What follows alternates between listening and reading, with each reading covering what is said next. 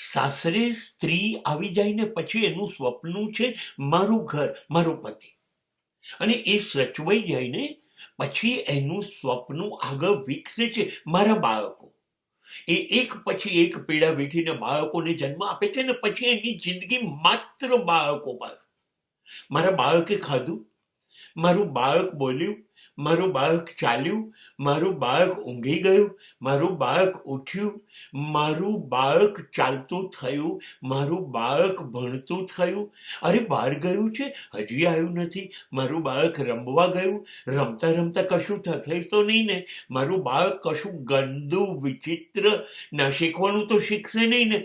બસ સવારથી શરૂ કરીને મારું બાળક, મારું બાળક, મારું બાળક આ જ એના જીવનનું કાર્યક્ષેત્ર બની જાય.